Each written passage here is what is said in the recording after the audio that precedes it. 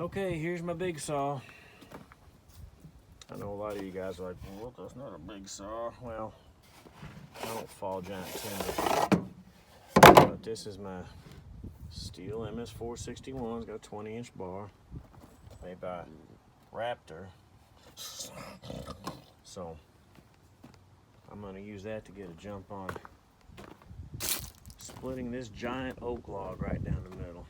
I've got it scribed up and down plumb on both ends. I'm going to scratch a line with my saw right down the middle and try for as straight a cut as possible. This is not an easy thing, and I wouldn't bother but for the fact that I'm running out of time with the sawmill and I'm running out of logs. So there's going to be a lot of board feet in here, and that is a very nice clear log. There's going to be some very nice oak lumber in there. So that's what I'm going for. And once I get some scratching done with that 20-inch bar, I've got a 25-inch bar I'm going to do a little continuation with.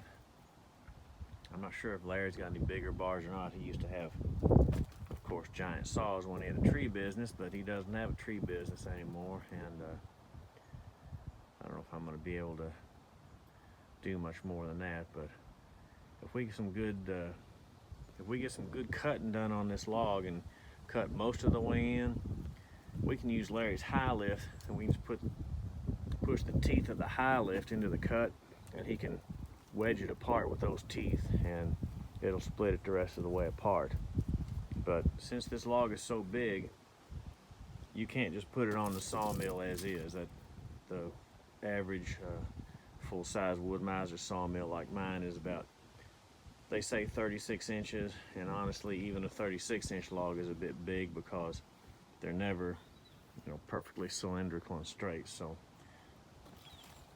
but a 48-inch log is in the no freaking way category. So I mean, I've done logs this big before, and honestly it is a giant pain in the butt, but you end up with a lot of yield. It just takes a long time to get there. And if you've got a log like this that's very nice and clear, then at the end of the day it's just about worth it. It's almost a toss-up. But as I said, I'm not going to have the sawmill that much longer, and I'm running out of good logs, so I'm not going to let this one get pushed over the hill or cut into firewood, even though there's a hell of a lot of firewood in there, believe me.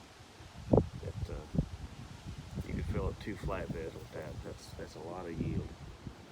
And then the rest of it is so limmy. I don't know if I'm going to be doing anything with these or not. I mean, this one here, fence boards maybe, I don't know. I'd still have to cut off the stobs that are left on there and split it. And it's, not the greatest, but for fence boards, yeah. And over here, more uppers of oaks, more fence boards, possibly.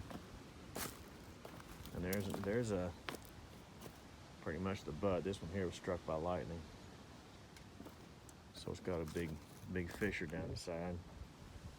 There's some other oak logs in here, which I don't know if I'll be able to do anything with it or not. There's always firewood. Believe me, you can always cut it into firewood. If you like this kind of content, like and subscribe. Always be of good cheer. Thanks for watching.